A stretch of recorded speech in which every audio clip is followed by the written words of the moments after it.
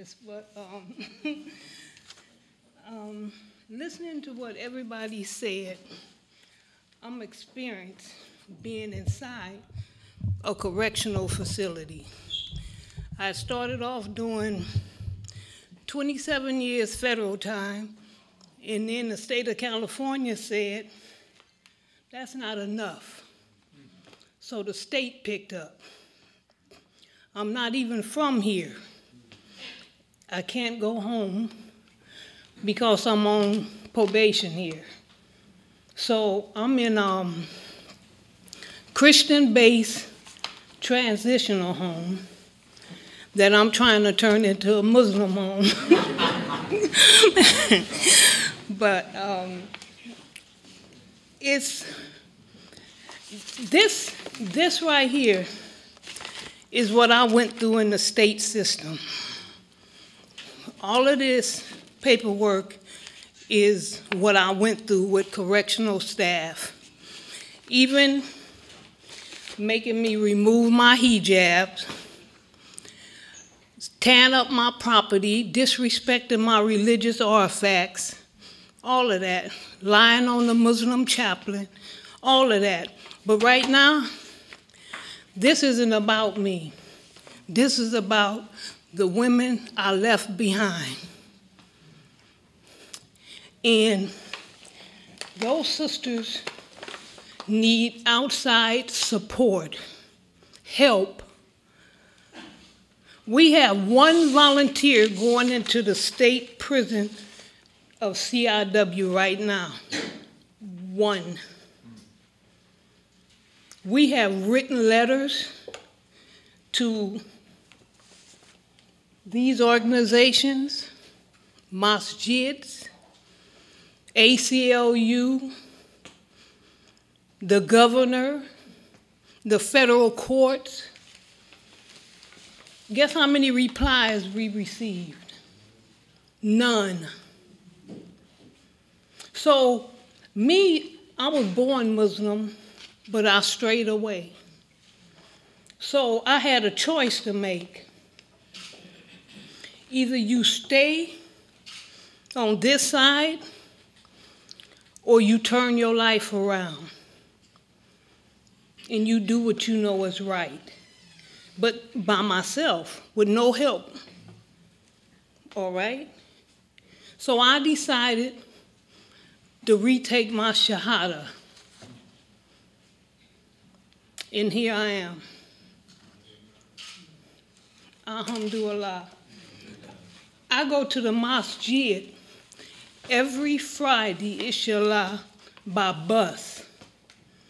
And I get lost every Friday. I make it back to that home at a different time every Friday. And everybody's supposed to be back at 10 o'clock. Last night I came back at 11:35. I'm like, am I on the right bus? But I have to do this. And I have to be those women's voices because they don't have one. Not at all. Them women are disrespected in their faith, in their way of living. Their whole existence is based on what somebody else tells them to do and how to do it. They're at the lowest point of their life for a human being. And I know a lot of people in here don't know what that is, but when you told when to get up, when to get down, what to eat, how to eat it, even if you could pray, you at the lowest point of your life. And when you see Christian, Jews, Catholics having more people in this room as volunteers, you like, am I in the right faith? For real.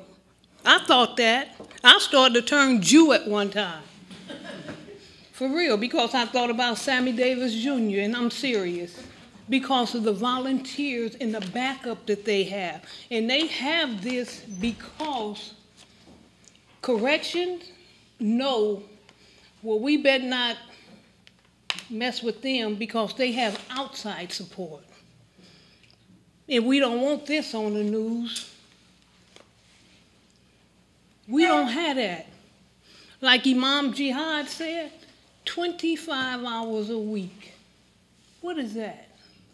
That's not even a month, rather. That's not even gas money for him to drive from Los Angeles to Corona. That's disrespectful. We fought to get him more hours. We even had service outside. You know why? Because we didn't have nowhere else to go. They didn't give us a place to go. Right here in this is the 602, the complaint that I did to get us one day in there, in the chapel. I said, this is interfaith. Interfaith to me means every religion.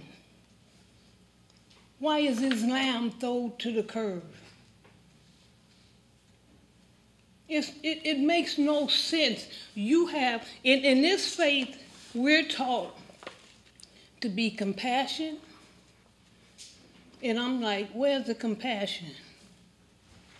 Because we have no one. Not at all. If Imam Jihad is not able to be there, it should be hundreds of Muslims lined up. I fasted 30 days. And them women still haven't got to eat. Where's the justification in that?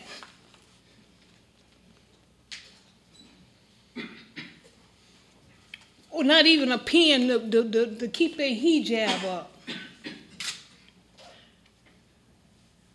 You have a Sister Aaliyah, she has to sneak things in there. I hope the police is not in here for real. But it makes no sense at all. You have a donation form that's approved by the warden, and then you got a group of correctional officers that says, okay, we get away with doing whatever we want to do, so this is what we're going to do. You're not getting the hijabs, you're not getting the pen, and matter of fact, you're not even going to attend Jumu'ah. That's mandated by the federal courts in California. And I did my homework. When they told me you can't go, she said, you leave now. I said, I don't think you want to do that. It's mandated.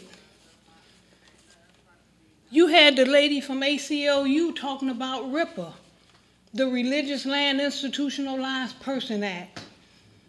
The state facilities and federal facilities receive money from the United States government to assure that you could practice your faith without a burden. They don't care about that. You know why? Because nobody have our back. Because if they did, I wouldn't have this envelope up here. And every sheet of paper in here is a violation. Every last one of them. And yes, I did. I smuggled them out. Every last one of them.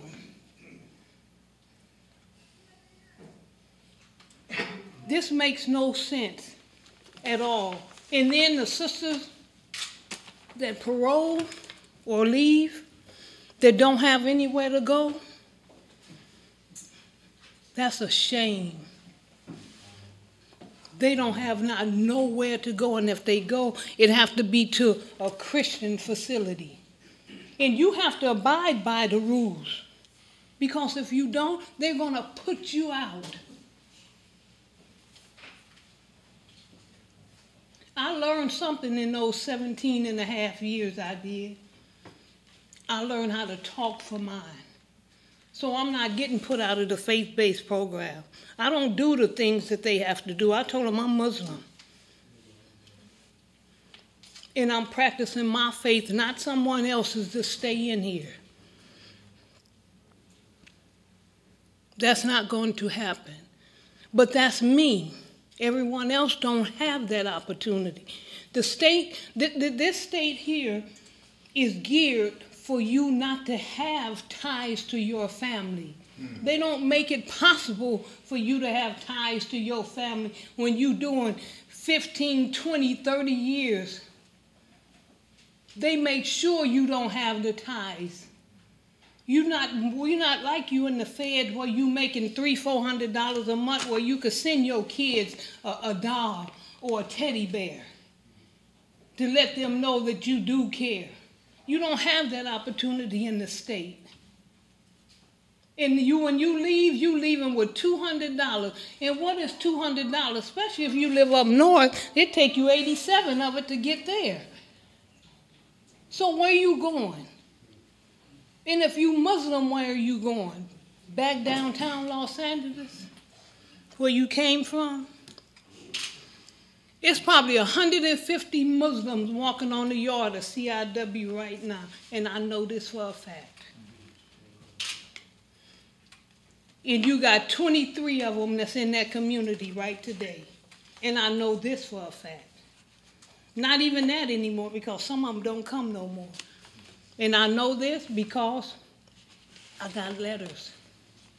I talk to them. I have minutes on that phone so that they could call me from prison. It's like, well, you gone, Yasmeen? We don't know. You guys have to stand tall. Practice your faith. Don't never let anyone take that from you. Because with faith, they won't be able to take your dignity from you. Assalamu alaikum.